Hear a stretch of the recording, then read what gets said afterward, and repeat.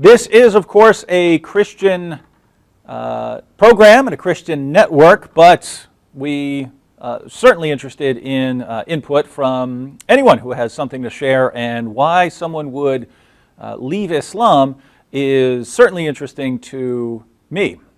Based on what many of my Muslim friends tell me, no one ever leaves Islam. And even though I have several close friends who are former Muslims, whenever they leave Islam, I'm told that they were never real Muslims. Not just that they were never real Muslims, that they were never Muslims at all, and that they are liars who are Jews who were paid to pretend to be former Muslims. I kid you not. I have a friend named Farhan Qureshi, for instance, and I had, I don't know, probably 5 or 6 public debates with him when he was a Muslim. He was the American representative of a group called the Muslim Debate Initiative, yet when he left Islam, he became a kind of agnostic, but when he left Islam, it was all over the comment sections of various videos that he was never a Muslim. He was pretending to be a Muslim all along, just so he could later pretend to leave Islam and then discredit Islam. And it's an interesting situation. But we have our guest, Heina, Dadabhoy. Heina, can you hear me?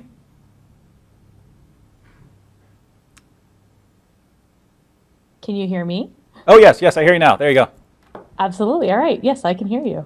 So, how are you doing? I'm doing quite well. Yeah.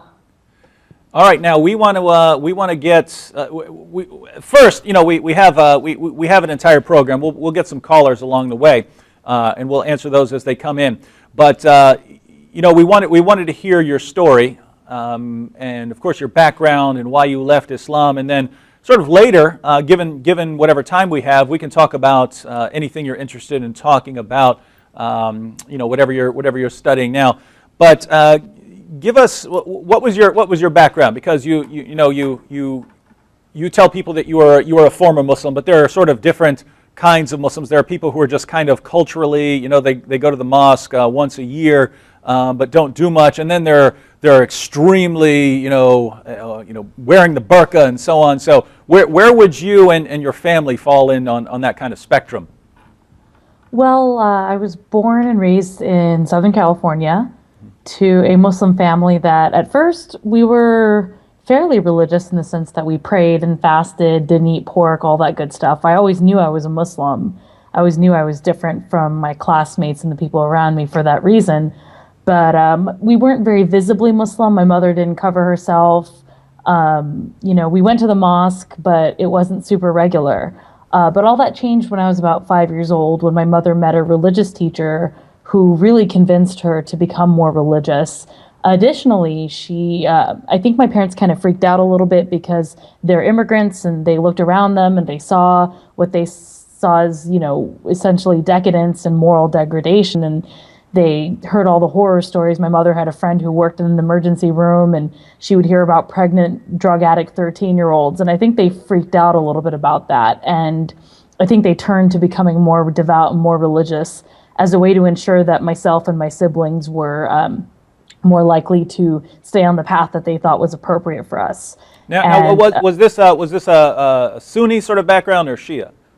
Sunni. Okay. Sunni. Okay. Yeah, and so what ended up happening was we moved to London for a year.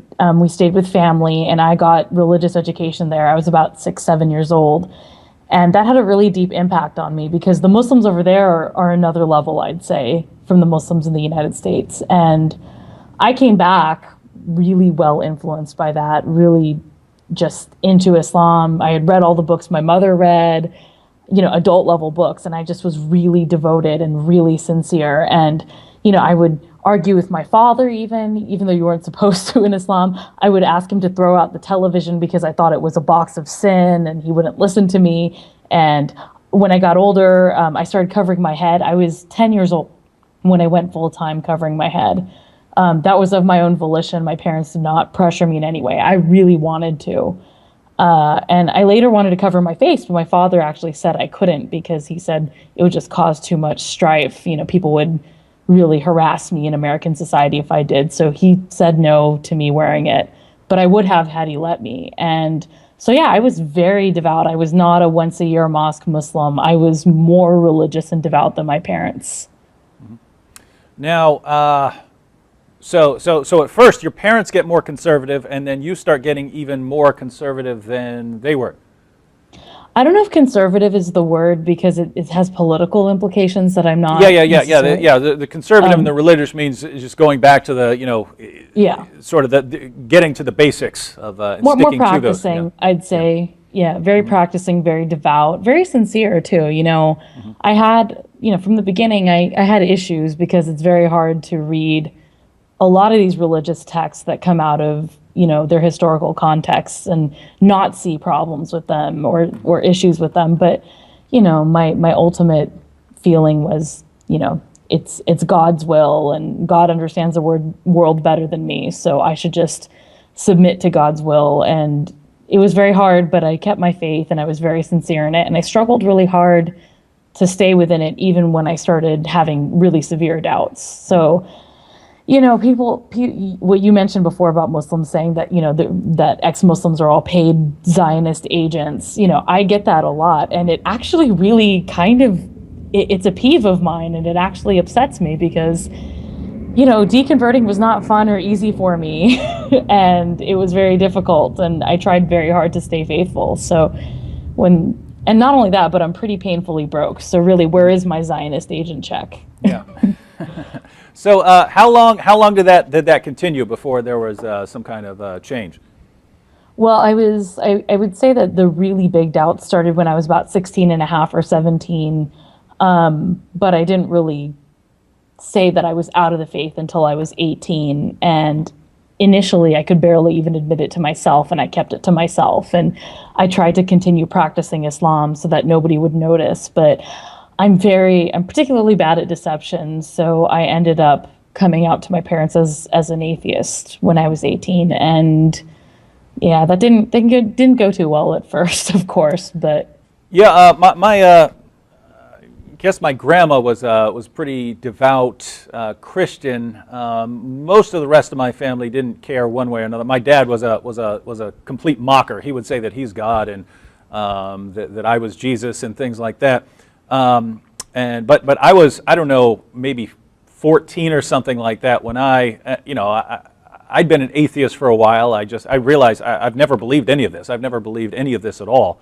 A bunch of us were sitting in the living room one night when I mentioned it, and my uncle, who I didn't even know whether he was a Christian or not, told me I needed to have my butt whipped for being an atheist. So I was a couple years ahead of you in coming out, but I might have taken a while if I'd had Muslim parents. So yeah, go ahead and continue. I don't think it's just having Muslim parents. I think part of it is when you're part of a minority group in the United States, your religious affiliation is very much deeply tied into your community affiliation.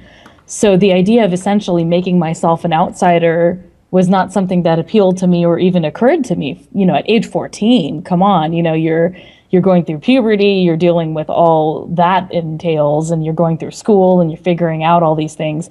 The idea of saying to my community, well, I'm not part of you anymore, it's just not something that's feasible, especially for someone like me who was that religious. I mean, where would I go? Who would I turn to? Yeah. Now, I have a question, because you said that you were in the 16 and a half to 17-year-old range when you started having these doubts. But, the big doubts. The small doubts were going on for years before that. Yeah, I was wondering about those, because I'm kind of wondering about the source of the doubts, because you hear nothing but rosy things from lots of people about Islam. But was it more from writings that are critical of Islam, like your research and criticisms of Islam, or are you just reading the Muslim sources and finding some problems that are arising to you and not from somewhere else? The latter. The former, the criticisms of Islam, often they come off as so hostile and sometimes kind of racist, to the point where they actually made me feel more like a Muslim because I felt defensive about them.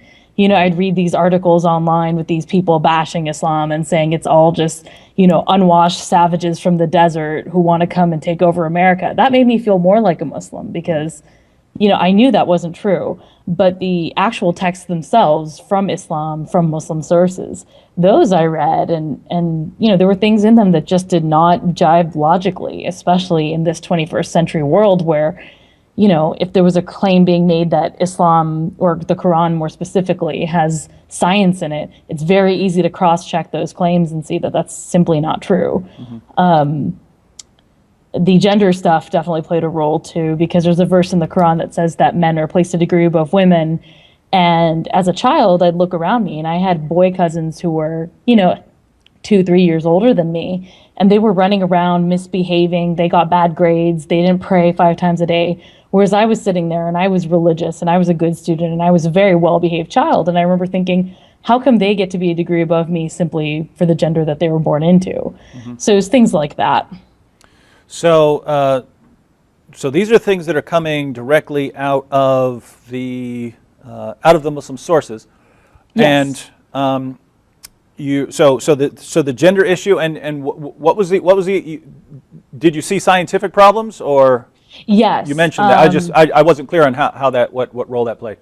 Well, there's this pamphlet that you can find online. It's a free pamphlet that a lot of Muslim organizations hand out, and it's called The Scientific Miracles of the Quran. And when I initially read it, I was very awestruck by it. And I read a lot of Harun Yahya as well. So I read a lot of his stuff. Oh, wow. Yeah. And so I thought, oh, science clearly jibes with the Quran and it proves that Islam is true. But, if you really look at the science, it doesn't actually match up. And there's a lot of selective readings and interpretations that go into this claim that the Quran predated all these scientific claims and somehow corroborates them. That's just, it's simply not true. And finding that out was a huge blow. Yeah, and that is, I've actually, because I've debated on Muhammad, the scientific issues come up a lot. And that was actually the first argument that anyone ever gave me for Islam. So this was years, this was the 1990s when someone sat me down. I had a friend who was a Muslim convert. He had converted to Islam, and I was interested in why, and he sat me down and showed me a video about the scientific miracles of the Quran. But even back then, when I knew nothing about Islam, he's showing me a video, and it would be a Quran verse, and then it would give all this scientific data afterwards, and I would just be thinking, that's not what the verse said. That's not what the verse said. And a lot of these claims, usually all you have to do is say, here's what the claim about the scientific miracle is saying, and just read the verse, and you find out it's not actually saying a lot. But it's been pointed out that the confirmation always seems to come after the scientific discovery, right? There's a scientific discovery, Exactly. and then that's what the Quran was saying. And besides that, some of them are flat out wrong. I spent hours once arguing with this Muslim on Facebook who found me after I had an article in the New York Times featuring me back in May, I believe, and a lot of Muslims came out of the woodwork to fight with me over that. And his proof was that the Quran says that the mountains are like pegs that stabilize tent the pegs. earth. Yeah, they're tent pegs, and this stabilizes the earth. And that made me laugh because mountains form at the most unstable parts of the earth. Yeah, and it's God put these in place, right? Not that they form out of the earth. It's God put them in place. And I was as tent trying pegs. to explain to him, just show him basic plate tectonics, because growing up in Southern California, most of us learned plate tectonics when we were toddlers and experienced our first earthquakes, right? So I was trying to explain to him the basics of plate tectonics, that, it's ruptures in the earth, it's fault lines that cause mountains. Mountains don't stabilize, they're products of instability, essentially. And he just could not hear me. He could not process this information that I was giving him. Yeah, and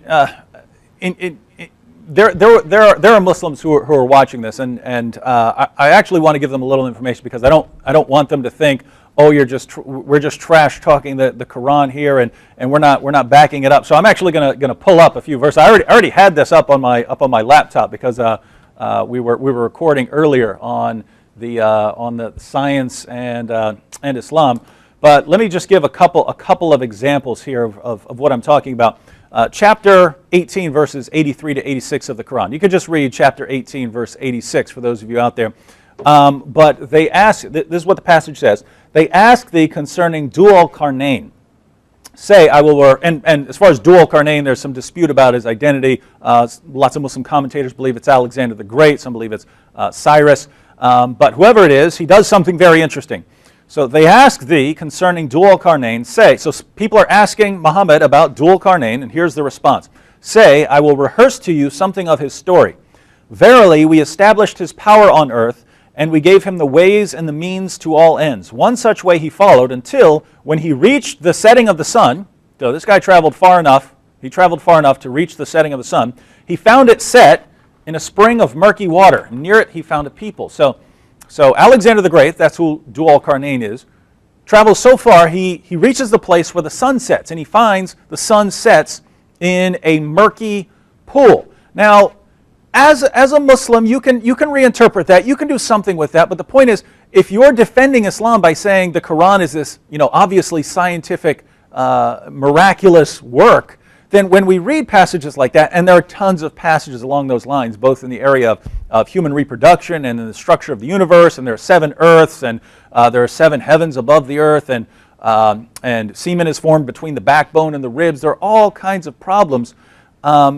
But you want to reinterpret those, and then you go to verses that aren't saying anything scientific, and you say, this is a scientific miracle. And so the idea is, yes, you could, if you wanted to, reinterpret everything that really looks like it's wrong and say it means something else. But if you're trying to give evidence to someone who is not a Muslim, we look at this and say, the clearest scientific statements in the Quran are just wrong. And the ones you're using as scientific statements usually aren't saying anything that's right, or anything that wouldn't have been known by other people. And so anyway, the point here is just, those of you who are Muslims, when we're talking about this, if you want to argue that Islam is true, you need a better argument than scientific accuracy. So I'll let you come up with whatever you can, but you need a better argument. All right, so Heina, go ahead and continue. What's going on? What else is going on? Well, I like that point you made about the idea that if you didn't already believe in Islam, you wouldn't see the scientific accuracy of the Quran that the Muslims claim. And that was actually at the heart of what made me eventually deconvert. It was me asking myself a very frank question that, had I not been born and raised a Muslim, had I not been told my whole life from birth that this was true and this is who we were, would I have accepted Islam of my own volition, if I had not been raised that way? And the answer was no. Mm-hmm. And, that was incredibly troubling to me. Other Muslims who I met after deconversion who were trying to get me to convert back to Islam, they didn't see any significance in that, but I really see a lot of significance in that, because then at that point you're posing the question, well, people are generally, they're born into a certain society that's dominated by a certain religion, and they generally have that religion, and they die an adherent of that religion. And if that's really all there is to most religions, that you're born into it, you live it, and you die it, then there's nothing necessarily that's universally or transcendentally true about it. It just means that that's what you're socialized to accept, just like we're socialized to accept certain forms of clothing or hairstyles. So that's really what got to me about that. I know an atheist named John Loftus who runs the Debunking Christianity website, but he advocates what he calls the outsider test of faith, that you should think, how would this evidence look to an outsider, and not just to me as an insider. Not sure I entirely agree with that, but that seems to be the similar idea to what you're saying. How would someone else who wasn't raised into this look at this evidence? All right, so you're 18 when you tell your parents that you're an atheist? Yes. And so what happens after that? Initially, I don't think they took me very seriously. They thought I was and by the way, how long ago is this? 8, almost 9 years ago now. Oh, okay, actually. so it's been a while. Okay. Yeah, it's been a while. Okay. Yeah, I'm probably going to do a big celebration for my 10-year at some point or something. But when I first came out at 18, my parents didn't take me very seriously. I think they thought I was just tired of wearing a headscarf, or I was having doubts. So at first, they didn't even react quite very strongly. I think it was maybe a week after I came out to them as an atheist. I didn't pussyfoot around it either. I didn't say, oh, I am having doubts. I said to them, I don't believe in God. I'm not a Muslim. I am an atheist. I was upfront with them. But I don't think it really hit them until a week later when they realized that I meant what I had just said. And after that, for months, they dragged me all over the state to see all these various imams, to go to every different mosque they could think of and talk to all these imams and see if they could answer my questions, is what they called it, even though I didn't really have that many questions at that point. I had already asked my questions for years before that. But essentially, I was just sitting and debating and talking with all these imams who wouldn't look me in the face, by the way, because, that the gender segregation in Islam. So it was very odd having these deep intellectual debates for hours with people who wouldn't even look me in the eye. But and eventually, I think they just realized that that wasn't going to help either. I would come home from school because I was still in university at the time. I'd come home and there'd be someone just at my house who they thought would be able to convince me to come back. It was very tumultuous. It was very confusing. And then I think they stopped being in denial about it and realized that no matter how much they tried, they were not going to change my mind. And so then the fight started, the yelling, the screaming, the disruption. And I honestly don't necessarily blame them too much for it because they weren't prepared for it. This was not anything they had ever considered as a possibility in this world. And they had never heard of someone leaving Islam. Like you mentioned at the beginning of the podcast, Muslims have this belief that no one ever leaves Islam. So to them, either I was on drugs or I had been influenced by somebody. They just couldn't, they couldn't conceive of it. And especially from the angle of heaven and hell, because the afterlife is a very strong belief for most Muslims. And so my mother worried that, I was going to roast in hell for all eternity. So I tried to be patient with them and I tried to, stay with them and I tried to come up with compromises and boundaries that worked for everybody. And it did pay off. I mean, now we have a decent relationship. I mean, I don't talk about my lack of belief with them. And they talk about their religion to me, but I just refuse the bait. And I've sort of prioritized our relationship as a family to talking about these issues, which I think a lot of families don't talk about certain issues.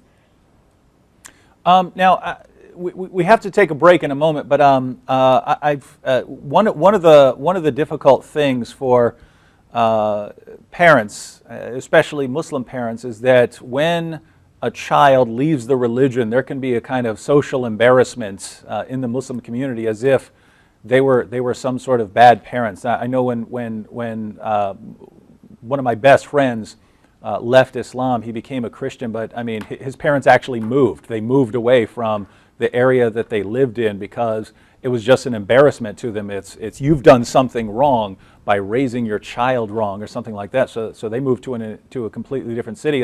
So I'm guessing that would depend on sort of how close knit the community is. But did your parents experience any of that? They really did, and that's probably the thing that I feel the worst about, because I mean it's not my fault or their fault, but people in the community can be very vicious. I mean, it's the same thing with any small community that feels very insular from the rest of the community. People would ask them very pointed, snarky questions. All kinds of rumors were flown about me. I would hear things about myself from other people that I had never heard of in my life. And, that's why I kept quiet about it for a little while. After I first came out to everybody, I laid low for a few years in the hopes that they would move on and gossip about somebody else. And, there's always an affair or a divorce or someone being gay to occupy their time. So I think they've moved on from gossiping about me for the most part. But yeah, it was really tough for my family.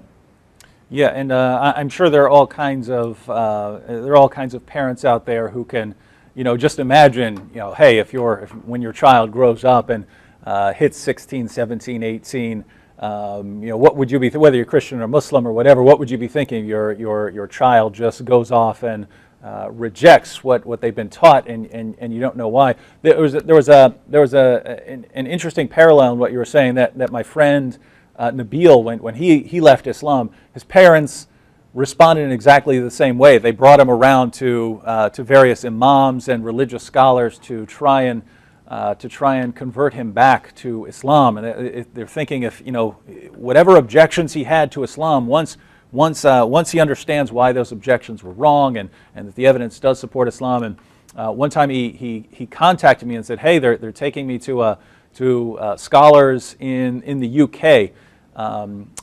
Can you help me put together a case based on everything we'd been discussing? So we actually put together like an 80-page document of arguments against Islam that we'd been looking. We were a Christian and a Muslim who were best friends in college, but we've been discussing all of this. So we put it all together, and he went there and slapped it down in front of them, and just never really got any kind of responses. And so then his parents had to go through the similar situation of sort of realizing that this isn't going to work, that I can't convince them, that I can't convince him back. And so it's interesting the sort of pattern that emerges, because the parents are dealing with similar things. All right, we have to take a quick break for about a minute or two. We're going to come back, and we've got several callers on the line, so we'll take some calls, and then we'll find out a little bit about what you're doing now. And we'll be back here in just a moment here on the Trinity Channel. Welcome back to the Trinity Channel. We are interviewing our friend, Heina Dadabhoy, and we have some callers on the line. We want to hear a little bit about what Heina is doing nowadays, but we want to take some of these callers. So who do we have on the line first?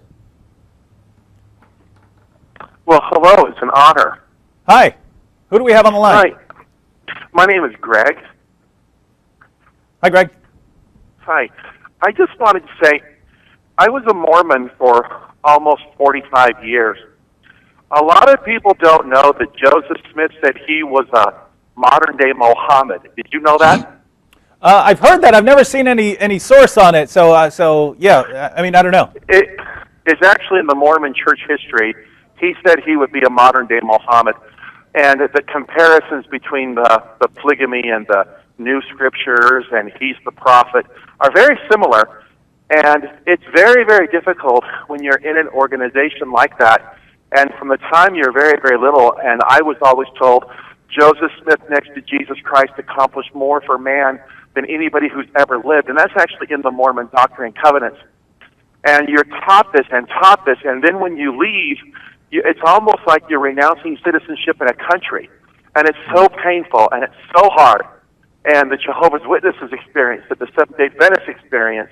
I'm hearing this young lady talk about this. And I wanted people to know that Christianity, when you're asking somebody like a Mormon or a Muslim or a Jehovah's Witness or somebody to listen to you, you have to understand what you're asking them to give up. You're asking them to literally turn their world upside down. And so you're going to have to explain to them why it's worth it. Why are you willing to do such a devastating thing in your home and with your friends? Mm-hmm. And the biggest problem that I ran into was uneducated Christians. For 40 years, I came across Christian after Christian who had no answers. Like, why would Jesus pray to himself if they're both God?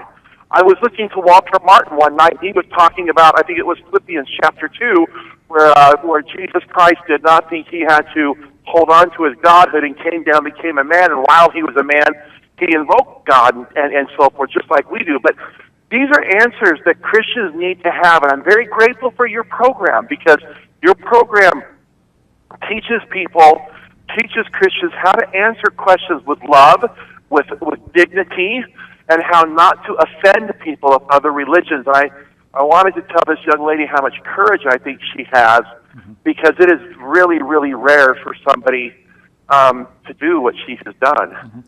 Absolutely. When I first came out as an ex-Muslim, I couldn't find any other ex-Muslims who I could talk to, but I did find a lot of ex-Mormons, and they definitely helped me out quite a bit because they understood how hard it could be.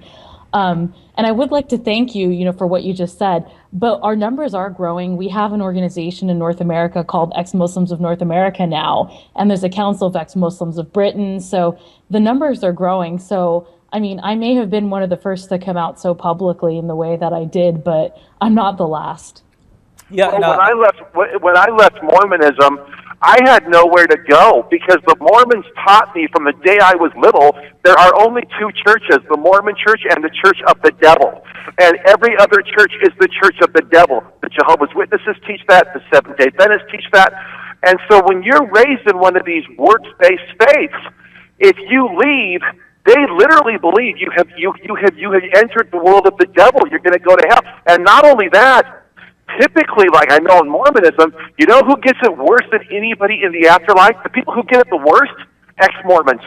Ex-Mormons. It's the same thing with Islam, actually. You know, ex-Muslims it's one of the most, I think it is the most unforgivable thing. It's considered to be one of those things that Allah does not have mercy for. So I definitely can understand and empathize with that. Yeah, tying this together, when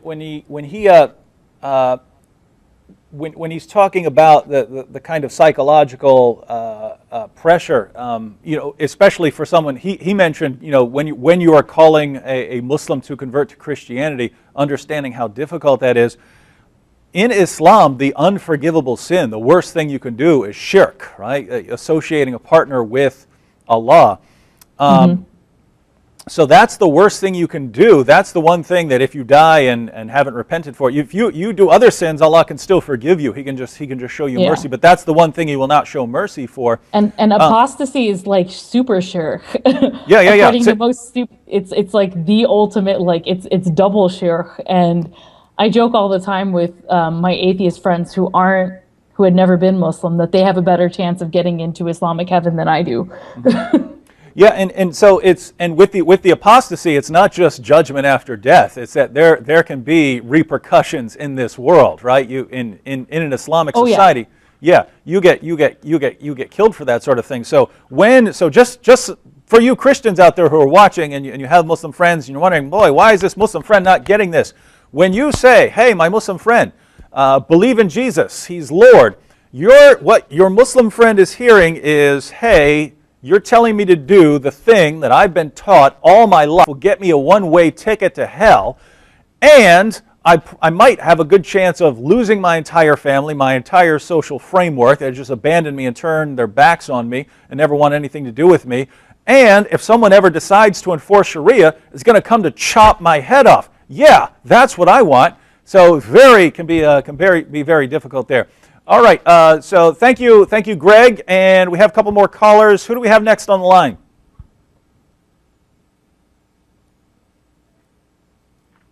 Hello, who do we have? I think you got me again. Who's this? Is this Greg? Yeah, you got. But I wanted to follow up with one quick point. I don't know why you put me back on, but maybe it was God's will, huh? Don't worry. As soon as there's a break, I'm going to go back there and smack the tech guys. But maybe there's a divine purpose here. So go ahead. Well, yeah, a lot of people don't know this. And I know it's a Muslim show, but a lot of people don't know this. But the Mormons had a thing called blood atonement. Blood atonement. And if you left the Mormon Church, Jesus Christ did not pay for 4 sins. He didn't pay for adultery. He didn't pay for murder. He didn't pay for theft, and he didn't pay for apostasy. And so in the days of Brigham Young, if you left the Mormon Church, the only way for you to have forgiveness was to have your blood shed. And this is the history that a lot of Mormons don't like to talk about. But it is, I don't know what it is, but in a lot of religions, they will make it. They will tell their adherents, and what she just said, if you leave us, you get it worse than anybody. In Mormonism, it's called outer darkness. Mm-hmm. Only a former Mormon and the devils themselves can go to outer darkness. Hitler can't go to Stalin can't go to outer darkness, but an ex-Mormon, they can go there. And so I'm glad that you said what you said, because people have to realize what is at stake for Jehovah's Witnesses, Mormons, Seventh-day Adventists, not just Muslims. There are many organizations that will tell you, if you ever leave us, this is the price you will pay. Mm-hmm. This is the price you will pay. Well, sounds like you're in all kinds of trouble if Mormonism is true. And Heina, Heina and I are both in all kinds of trouble, because we got into a discussion about this one day, but yeah, we're both in trouble if Islam is true. All right, thank you, Greg. And all right, who do we have next on the line? And let's see if it's Greg again. It's Awesome Khan, just the other Greg. Hey, how's it going? Hello? Can you turn him up again? I can't hear him very well. Hello? Hello. Yeah. Hey, hello. there we go. I can hear you now. What's How up? are you, David? I'm good. I'm good. My question to you, this young lady, is since she has become, she is out of Islam, which is thank goodness to God that she is out of there. But my question is, why did she decide, and how did she decide to become an atheist and not pick up any other religion?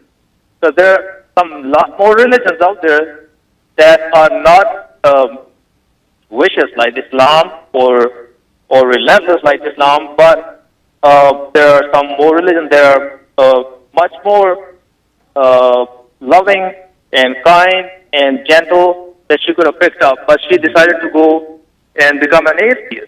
What was the reason? Yeah, thank you. Thank you, brother. And that's Heina. That's one thing I was kind of wondering as far as your history. Was it first rejecting Muhammad as a prophet and then becoming an atheist, or was it kind of all at once? Well, first of all, I just wanted to let the callers know that I can hear you too, so you don't have to ask David to ask me. You can ask me. The reason I left Islam was not because it was vicious or violent. That was not the reason I left Islam. So the idea that just because other religions seem softer and kinder, that they would be appealing to me, that's not what I'm looking for in a worldview. I'm looking for rigorous truth and testability. And I know David and the rest of you listening, most of you think that Christianity can withstand that sort of rigorous intellectual questioning. But I feel that all forms of theism don't satisfy the tests that I believe are necessary for a logical, rational, empirically based worldview. And I was not ignorant of other religions as a Muslim. I was very much interested in Christianity because growing up in a Christian society as a Muslim, you do have to know your stuff in order to take on Christians. And I did think about debating Christians when I got older. I mean, I left Islam before that became an option to debate Christians as a Muslim. But yeah, I was aware of other religions and I did look into them, but they seemed to me to ultimately fail the test of empiricism that I was looking for. And so, brother, that's a response. But there was I might have missed it, but so did you renounce Islam first and then later become an atheist, or was it kind of all at I once? guess I didn't answer that question quite. Yeah, you answered his. The first thing that happened was I didn't renounce Islam publicly, but in my heart I did leave Islam, and I became something of a secular deist, I guess, where I believed in a creator of the universe, some sort of intelligent design, whatever you want to call it, but I didn't really have a religion. And then after that, I've read some things that really showed me that there was, to me, I'm on a Christian show, I'm not going to forget that. To me, I realized that there was no evidence for a creator either. So then I became an atheist. Yeah, and just so you know, we're not made of glass here, so say whatever you want. We won't break. Right. Yeah. But we apparently have a ton of callers, so people are apparently interested here. Let's see what they have to say. Who do we have on the line next? Hello, caller. Hi, who do we have? All right, go to the next one if they're not answering. Hello. Mr. Floyd, are you talking to me? Yes, I'm talking to you. What's up? How's it going? Okay, let me address this nice young lady. I wish I was present there with you, because the first thing we would do is just simply embrace you as a human being and let you know that you have value as a person, and guts too, by the way. But the problem here is that any system of thinking, any system has certain things that it has to do. It has a lot of questions that it has to answer. Two of the things that it has to do is to be self-consistent at all times and in everything. And the second thing is it has to be livable. You have to be able to, everyone, everywhere, at any time has to be able to live completely consistently to it. Now, atheism has a problem because it tries to prove a negative, and that you can't do because you have to be everywhere at all times in order to say that there is no God, which means that you would really have to be the definition of a God to say that there is no God. So that's the first thing. The second thing is, I think that what you have done is to discard one false system of Islam for another false system, which is atheism. All of these non-Christian religions, if you read people like Cornelius Van Til and Rousseau's John Rushdoony and by What Standard, and also Francis Schaeffer in his books Escape from Reason and The God Who Is There, show that if you think that there is no God, then what you are is you're left out on your own. You have no reason for being who and what you are, which is a real person, and you have nobody to really care for you or care about you. Christianity, on the other hand, solves the moral problem because it says that there is a supreme creator who establishes standards for us. We fail those standards, and instead of discarding us, the creator becomes one of us and takes our punishment so that he can give us his own righteousness and light. Now, greater love has no one than to sacrifice themselves for you. You can only accept that by the open, empty hands of faith. It takes more faith to disbelieve in God than it does to believe in the Lord Jesus Christ. So, young lady, Christianity makes sense. You can live according to Christianity. You cannot live according to atheism. Okay, well, I'm living right now. I'm living my life, so I am living according to atheism. So I don't understand what you mean by that. But to address some of your points, I'm really sorry that no one in your life loves and cares about you besides Jesus. But I have lots of people in my life who love and care for me and have sacrificed for me, and I sacrifice for them. So I don't have this hole that I need to be filled by Jesus. So I'm really sorry that your life is like that, where you feel that need. I can't imagine how terrible your life must be if that's the case. And in terms of proving the negative, it's not necessarily proving a negative so much as refuting the supernatural beliefs around me, whether it's Allah, Buddha, Jesus.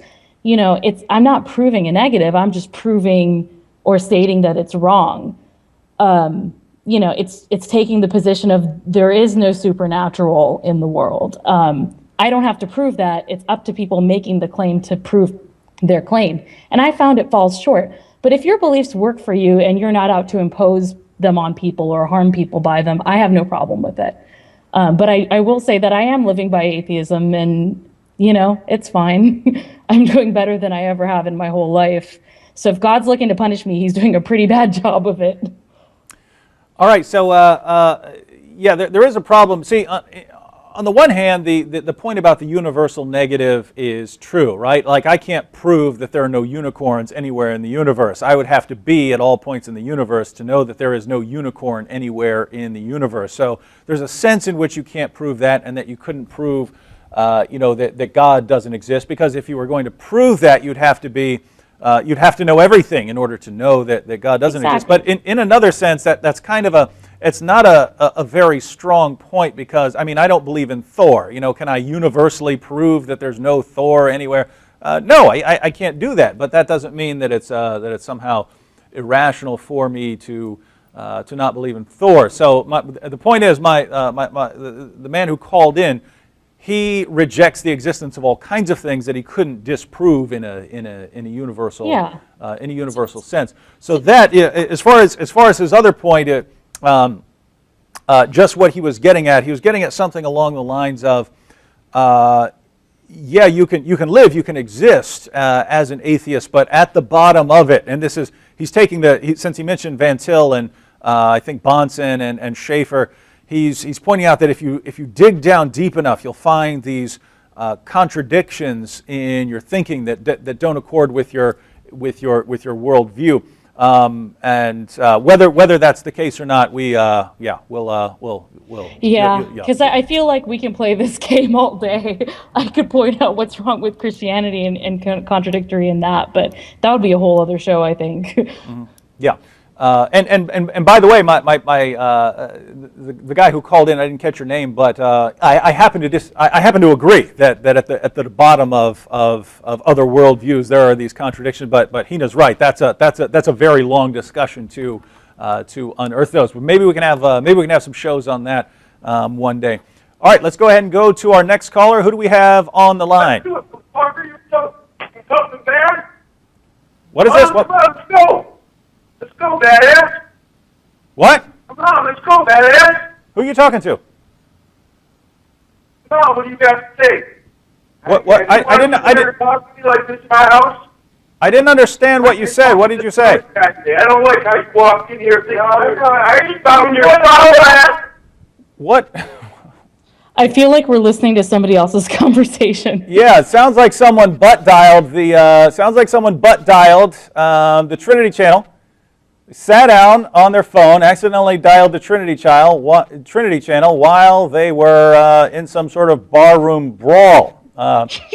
Unless he was yelling at me, which I didn't catch because I couldn't understand what he was saying.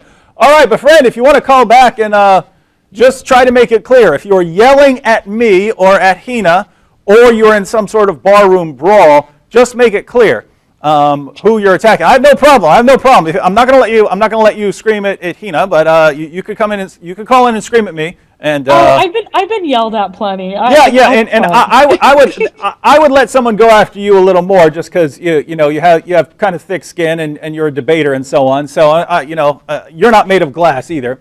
But we need to figure out what was going on there. All right, do we have some more calls? Who do we have on the line? Hello? Hello? Hi. Hey. Hi, how's it going? This is James. Hey, how's it going, James? Yeah, I'm a long-time listener of your show, and you surely opened my eyes as to the truth about Islam, because I wasn't really aware about Islam and its theology and stuff like that. But I have to say, in the last few years that I've been watching ABN, I've been truly amazed, because I could never believe that Muslims could believe what they actually do. Mm-hmm. Okay, so my question is a little bit off topic, but it has to do with Islam, not with atheism. Okay, well, you go ahead and ask it, and if you think it's too far off topic, we might not answer it, but we might, just for fun. But go ahead. Okay, do you have a laptop with you? Yeah. Okay, can you read Zechariah 14:12?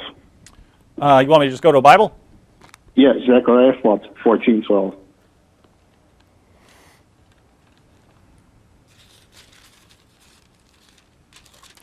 All right, Zechariah 14 and 12. All right, now this will be the plague with which the Lord will strike all the peoples who have gone to war against Jerusalem. Their flesh will rot while they stand on their feet, and their eyes will rot in their sockets. Ouch! And their tongue will rot in their mouth. Is that what you're looking for? Okay, could you also read the hadith where Muhammad says the trees and stones will cry out? I don't have the hadith with me, but yes, Muhammad says that the end will not come, the end times will not come until the Muslims fight against the Jews fight against the Muslims, and a tree or stone will say, "There's a Jew hiding behind me, come kill him." Okay, can't you see there's a huge contradiction between those two verses? If you mean that God in Zechariah says there's going to be a horrible punishment for those who come against Jerusalem, and that in Islam it's no, you have to go fight the Jews. Is that what you're getting at? Exactly. Oh yeah, but yeah, they're I don't know what is that all you wanted to bring up? Yeah, I'm just amazed because, like, the Muslims say they believe in the Old Testament and in the New Testament, but if you read that verse from the Old Testament, it basically contradicts everything that the Muslims believe. I can address that. Go ahead. Muslims don't believe that the Old Testament and the New Testament, as they currently exist, reflect the quote-unquote true revelation. They don't believe that that's true for Muslims now. They believe that it used to be something that was correct and that would flow with the Quran and with the Hadith, but that it's been changed over time to reflect the people who were interpreting it and translating it and so on. And they believe that the Old Testament and New Testament that exist now have some semblance to what they believe is the truth, but they don't think that it reflects what they think is revelation. So that's not quite what they believe. Yeah, and one of the things we address on the show is Heina's absolutely right that a Muslim would look at that and say, who cares what is in Zechariah? But I think since he's a longtime viewer, one of the main sort of arguments we use is that the Quran affirms not only the inspiration but also the preservation and authority of the Torah and the Gospel and all what it says, all the revelation that has come to you. And the reason that Muslims today don't believe that the Torah and the Gospel have been preserved is just that they know, having read some of the passages, that the Gospel and the Torah contradict what Islam teaches. Now, with the issue of Zechariah, that's not actually part of the Torah.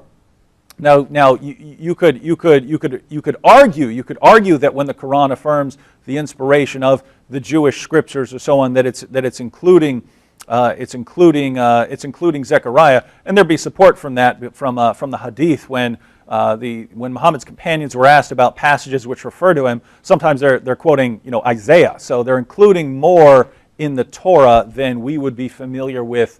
Than we think of the Torah. That just if this is new terminology to anyone out there, the Torah is generally regarded as the first 5 books of the Old Testament. So Genesis, Exodus, Leviticus, Numbers, and Deuteronomy. The Torah is the collection of books revealed to Moses, but there are centuries of books revealed after that. So Zechariah is one of the prophets, one of the minor prophets.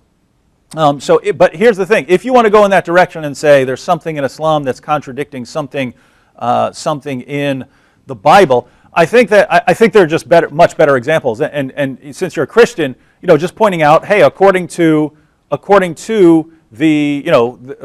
Gospel, Matthew, Mark, Luke, John, Jesus died on the cross for sins and rose from the dead and claimed to be the divine Son of God, and Islam contradicts that, and yet Islam affirms the Gospel as the inspired, preserved, authoritative Word of God. But Heina's absolutely correct that pretty much any Muslim you go up to would say, no, you've got some massive corruption on your hands. So the first discussion that I would have with a Muslim, if you're trying to bring this up, is going to chapter 3, verses 3 through 4 of the Quran, which says that the Torah and the Gospel are the Word of Allah. And after that, maybe chapter 18, verse 27, which says that no one can change Allah's words. And then chapter 5, verse 47, which commands Christians to judge by the gospel, and that presupposes that we have the gospel if we're going to judge by it. Chapter 7, verse 157, which talks about Christians reading about Muhammad in the Torah and the gospel. And chapter 10, verse 94, which is incredibly interesting because Muhammad is told by Allah, if you're having doubts about what we have revealed to you, ask those who read the book before you. So Muhammad is told, hey, Muhammad, if you're having doubts, you need to go to the people of the book. That's Jews and Christians. So reading the Quran from beginning to end, you wouldn't get the idea that the gospel has been corrupted. That's something that happened later when Muslims actually read the gospel and found out it doesn't line up with Islam. So you'd have to have that conversation because, as Heina pointed out, when you talk to a Muslim, they're not going to believe in what you have. They're going to believe that what you have has been corrupted. But after you've gone through what the Quran says and you've made a case for why the word of Allah cannot be corrupted, then you can point out things and say, this doesn't line up with Islam. And this kind of ties into what the earlier caller was. You if you dig down deep enough, you find contradictions in the opposing person's worldview. So it's similar manner, but it's a different kind of inconsistency than he would have wanted to argue is in atheism. All right, we have our final break, and then we'll come back. If we have more callers, we'll take some more callers. Other than that, Heina and I will talk about whatever we find interesting, whatever pops into our head. All right, we'll be back here in just a moment on the Trinity Channel. Welcome back to the Trinity Channel. We are with our friend Heina Dadabhoy, and she's been sharing with us how she left Islam and became an atheist, and certainly a very interesting woman who would come on a Christian network and share all of this and take callers. But Heina, we have a few more callers on the line. Do you want to jump right to them, or do you want to comment on anything that's been going on so far? Well, I remembered my favorite and most bizarre argument in favor of Islam that I ever heard, and I want to share that because I don't know if it's something that an outsider might know about, but an old family friend of ours showed up at my house not long after I left Islam, and he had been educated in France, and his Islamic school in France taught him that Nietzsche was right to break down Christianity and say it was wrong according to them. And he said that he believed that Islam was the answer to Nietzsche's problem. That was his argument. And on top of that, he argued that me being skeptical of Islam was me mimicking the Western cultural imperialism that I had been taught from school. Mm-hmm. So I thought that was a very, very interesting argument. Not necessarily one that holds water, but that's one that I have never heard before and had never heard since. I heard the weirdest argument for Islam I ever heard was a Muslim contacted me and said Muhammad Ali was the greatest athlete in the world, and he converted to Islam. He was Cassius Clay before then, but he converted to Islam, and so I had to show an athlete who was of comparable greatness to Muhammad Ali, who left Islam and converted to Christianity, or I would have to admit that Islam is true. And that's the most interesting one I got. But yeah, the lovely Nietzsche argument is that's a new one. I never heard that one. All right, let's take some more callers. Who do we have on the line? Hello? Hello. Hi. Hello? Hi, who are we speaking with? You're talking to John. Hey, how's it going? Great. First of all, I want to commend you and your station for the wonderful approach to the dangers of Islam. Mm-hmm. And I'm a conservative Jew. And first of all, I want to correct you that the Torah does not stop with Deuteronomy. Mm-hmm. It goes from Genesis to Deuteronomy, and from then Deuteronomy from Joshua to Malachi. Well, you let me comment briefly, because when I was my major was philosophy with an emphasis in religious studies, and and I agree with you. The way my Judaism professor, who's a rabbi, he explained it in terms of kind of concentric circles. You have the Torah, which is the first 5 books, and then you have a kind of looser sense, and then you even get out to the oral Torah, which was eventually incorporated into the Talmud. But that was what I was taught. But go ahead, and you can correct that if that's wrong. Yes, that's what I wanted to correct you about. Okay. The idea is that the Torah includes the 5 books of Moses, mm-hmm. and then the 24 prophets from Joshua to Malachi, and the Talmud, because when Moses was in heaven, and the angels wanted to kick him out because he thought they told God that he's going to have wars in heaven.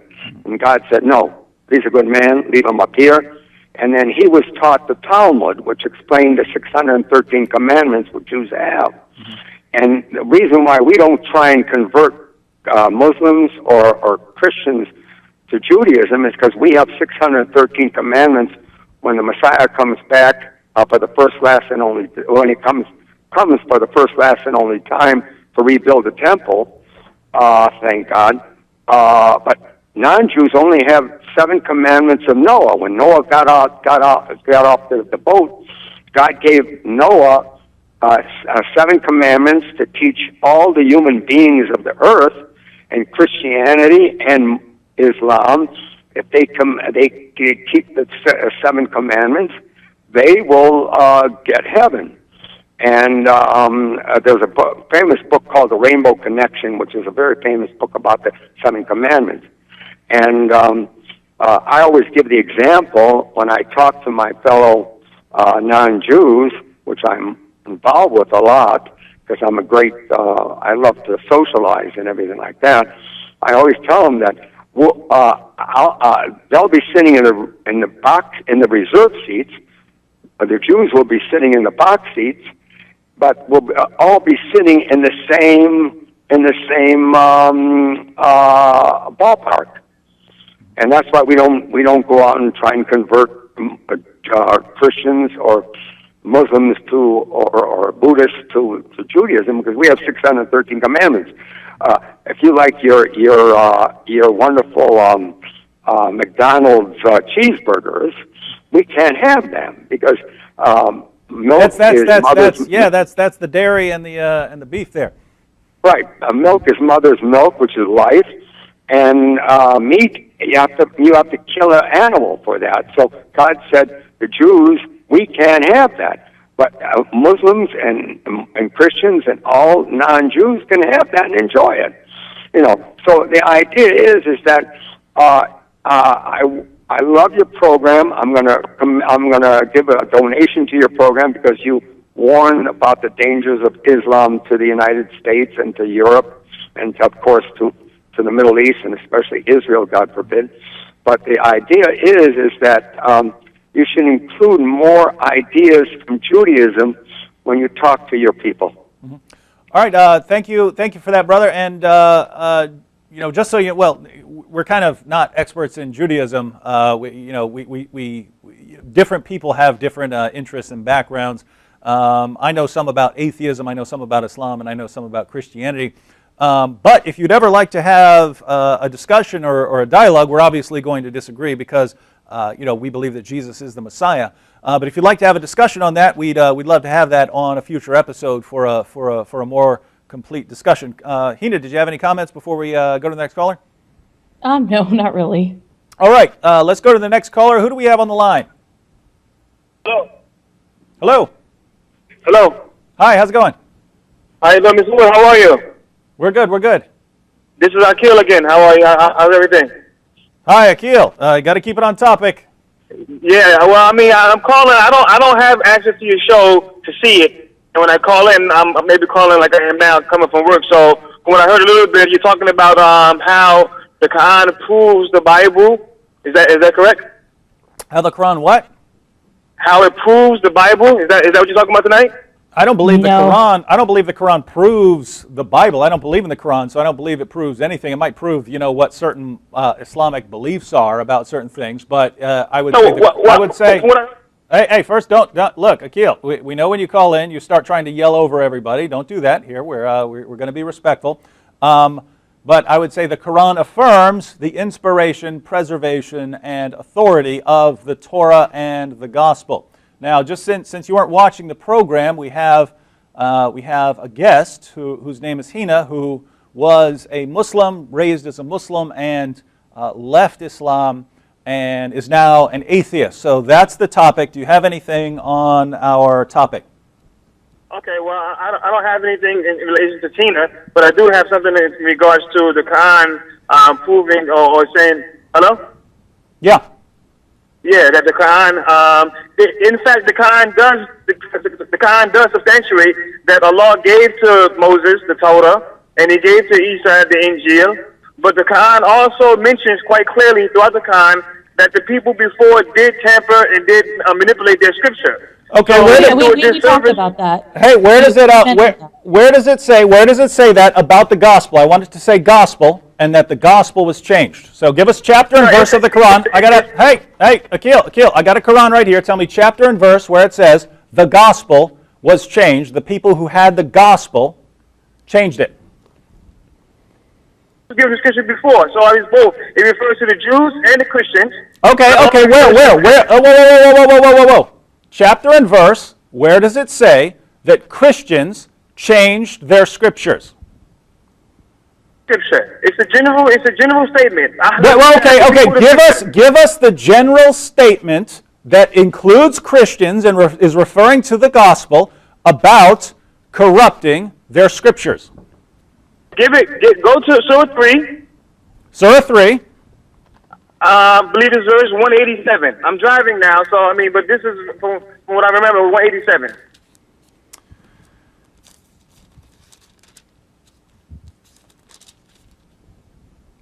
And remember, Allah took a covenant from the people of the book to make it known and clear to mankind and not to hide it, but they threw it away behind their backs and purchased with it some miserable gain, and vile was the bargain they made. So you're saying that refers to corruption. That's one verse. That's one verse. Whoa. Notice what this says. And remember, let's read it again. Allah took a covenant from the people of the book to make it known and clear to mankind, and not to hide it, but they threw it away behind their backs and purchased with it some miserable gain, and vile was the bargain. Where does it talk about the text being corrupted? This just says that some of the people of the book threw it away and didn't care about it. Does this mean that the Torah and the gospel didn't exist? If you do think it means that, if you think it means that the Torah and the gospel were lost or had been corrupted by the time of Muhammad, you are going to run into all kinds of problems, my friend, because as we pointed out earlier in the discussion, chapter 7, verse 157. Chapter 7, verse 157 says that they were reading about Muhammad in the Torah and the gospel. Now, if you say that means it's been corrupted, think about this. Chapter 5, well, we can even go earlier than chapter 5, verse 47, which is talking about the Christians, but read chapter 5, verses 43 to 44, where some Jews come to Muhammad for judgment, and Allah says, why do they need you when they have the Torah? So think about this. This is your God during Muhammad's time saying Jews don't need Muhammad because they have the Torah. Well, if what they have is a corrupt Torah, then they do need Muhammad to correct all the errors and corruptions. And then you get to chapter 5, verse 47, which is directed towards Christians and says, let the people of the gospel judge by what Allah hath revealed therein. If any do fail to judge by the light of what Allah hath revealed, they are no better than those who rebel. So why in the name of common sense would Allah tell Christians to judge by the gospel if the gospel has been corrupted? Either we have reliable revelation or we don't. If we don't, if what we have is corrupted and unreliable, Allah should be saying, don't go near that book, it's been corrupted, just go to the Quran, but that's not what He says. And then if you go to chapter 10, verse 94, which we already brought up, if Allah says to Muhammad, if you have any doubts about what we have revealed to you, ask the people who read the book before you. Well, if the book that the people of the book has is corrupted, what sense does it make to go to them to confirm the Quran? It's not going to confirm it. It's going to contradict it because it's been corrupted. So taking a verse about people throwing the Torah and the gospel behind their back, and by the way, it's not even the gospel, but let's just say it did include it and it's throwing it behind their back. That cannot, if you care at all about what the rest of the Quran says, that cannot mean that the Torah and the gospel did not exist anymore. It cannot mean that the scriptures had been corrupted, because if you say that, you're going to run into all kinds of problems with other passages of the Quran. Hope that helps. And all right, let's go on. We only have a few minutes left. Let's try and get in the rest of our callers. Who do we have on the line? This is Robert. How are you guys doing? Hi, Robert. How you doing? Oh, pretty good. My question is for your atheist guest. First, thank you, of course, for coming on the show and taking your time to tell us your story. And thank God that the true living God that you are out of Islam.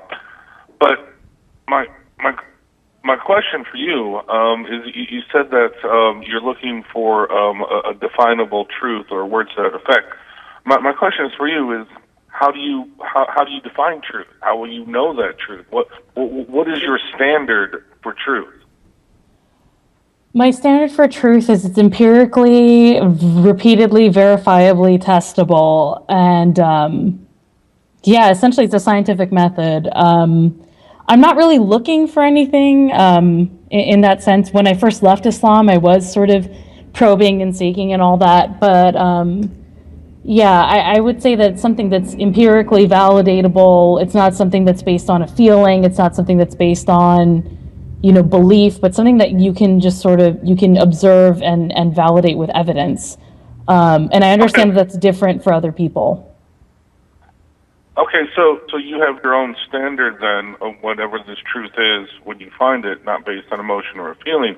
But I'm wondering, for instance, the laws of logic, for instance, law of non-contradiction. Does that exist in creation apart from your own mind? I don't know the answer to that question because I can only know what's in my own head, right? I mean, other people can tell me what they're thinking in various ways, but I can't know that. I mean, you're asking me questions that I'm not sure have answers.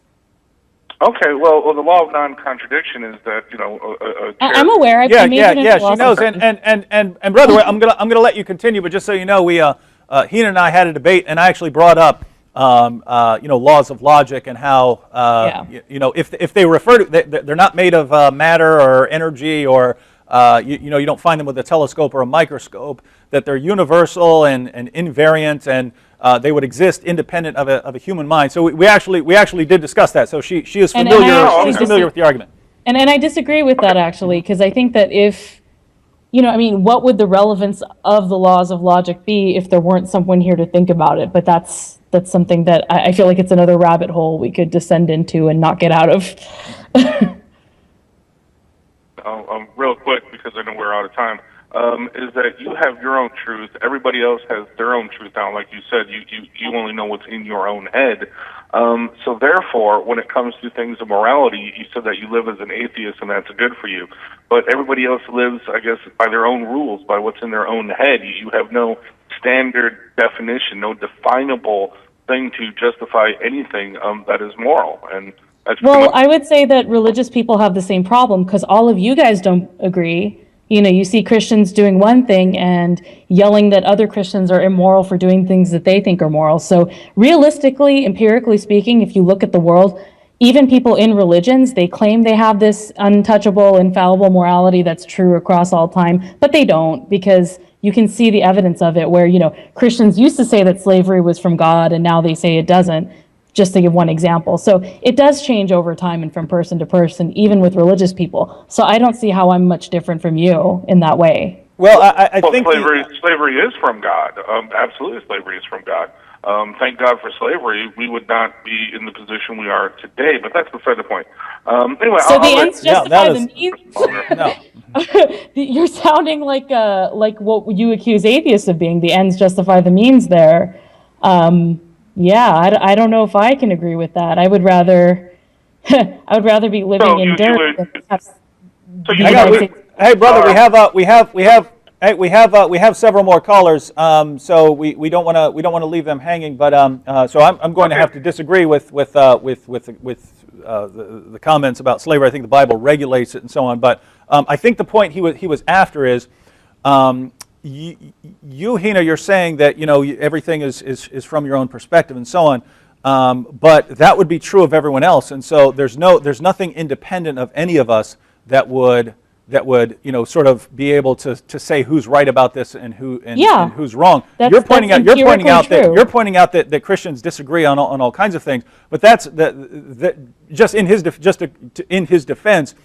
He's not saying everyone has agreed on everything, or that everyone, even Christians, have agreed, or that any particular group of Christians have agreed on anything. It's that Christians at least agree that there is some kind of standard that is independent of them, and Muslims will believe the same thing, that there is a standard and that's independent cute of them. Because it doesn't actually lead to any kind of consensus. So what? You have something to point to and say, oh yeah, we have this foundation. It doesn't exactly lead to consensus.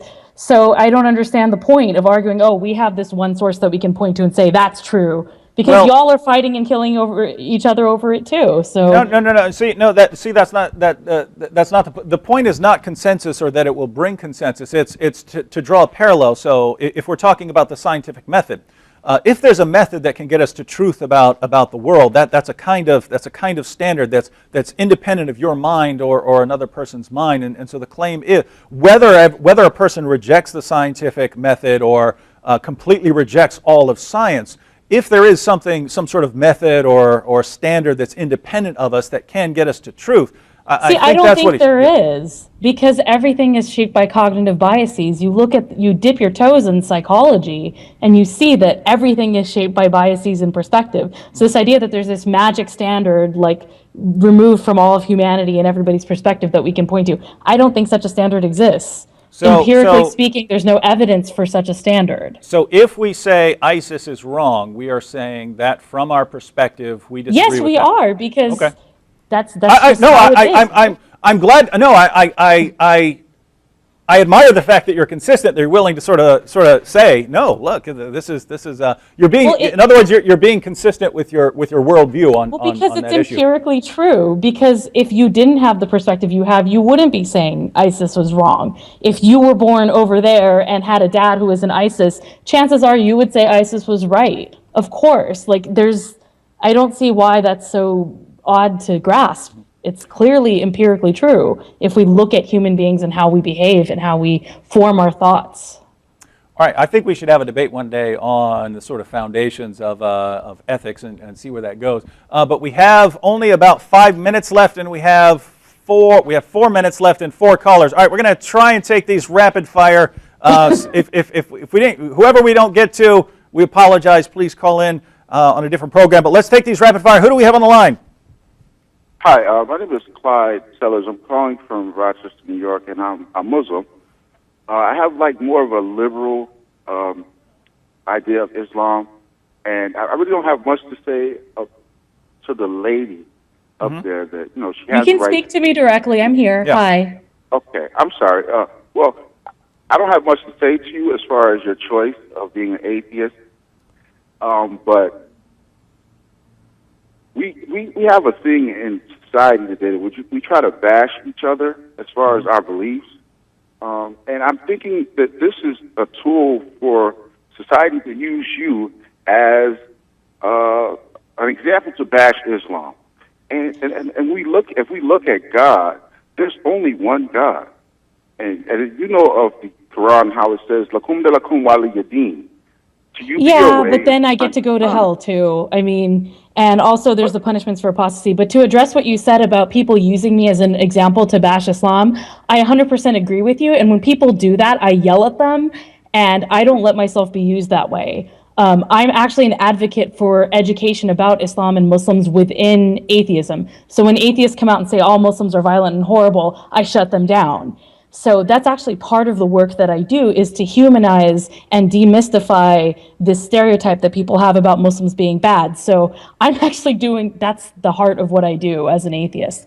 So it is an important point. Ex-Muslims are used as a prop by these atheists to bash Muslims, and I don't agree with that at all, and neither do all the ex-Muslims that I know. Yeah, and I mean, think about what she's said here tonight. She said, "Hey, I was raised as a Muslim. I was reading some material. I came to think that these scientific arguments weren't persuasive and actually pointed in a different direction. I saw some problem with women's issues in Islam, and at the end of the day, I rejected it all." I mean, if she can't say that, if she can't just give her basic background and what she thinks. I mean, what kind of society do we live in? I mean, in the caller's defense, I think what he meant is true, because that you could be used and say, look, this, and I kind of don't know how, because you're not out bashing everyone. It's not like. But people use me. They make assumptions about me, and they use ex-Muslims as a prop in their arguments. And this is something that I fight against actively in the atheist community.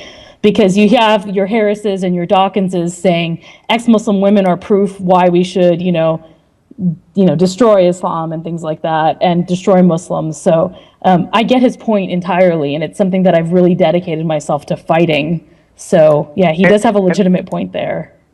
Okay, and I'm listening to you. You sound so educated, and I'm just wondering how you can go from the love of Islam to the extreme of being an atheist. I don't understand it. Well, I don't think it's extreme to not believe in the supernatural. I don't believe it's an extreme position. And Islam, that's again something I could go on and on about the reasons why I left, but I just found no compelling evidence to believe in it personally. Okay. and we all have our right to our opinion. And I would think this, well, I hope this would be in fact, that if we can just stop letting our personal beliefs get in the way of us being more united, this country, this world would be a better place. But I don't think anyone can disagree with that. yeah, but as you see, we are so quick to bash each other's religion instead of to enjoying, or not to enjoy, but just to see our differences and know that we're different, period. Okay. You know? Okay, and I don't want to take up too much time. Thank you for... All right. We're actually out of time, so the callers who are still on the line, I'm sorry, but it happens that we run out of time. As far as my views, I think that we do need to criticize each other's positions and to stand up in public debate, and that Christians, Muslims, Jews, absolutely. atheists all need to, like we just did out in California. And that, that part of what has worked in Western civilization is that we can openly criticize, and we understand we're not going to kill and slaughter each other over it. And I think that when we become, I think that's what his point was, and I think part of it is coming from a minority position as a Muslim. It's tough to be a Muslim in the United States, especially post 9/11. And I think his perspective is people tend to fixate on the differences between minority groups and the majority groups in the United States rather than focusing on shared humanity. I don't think he was suggesting that we shouldn't question each other's beliefs and engage in rational debate, but that's hard to do when certain minorities are stigmatized and demonized and dehumanized. It's hard to find good criticisms of Islam that don't degenerate into essentially racism.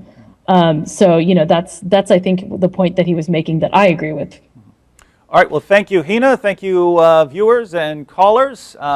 We are out of time, so we're going to have to cut it off right now. We'll see you next time here on the Trinity Channel. God bless you all.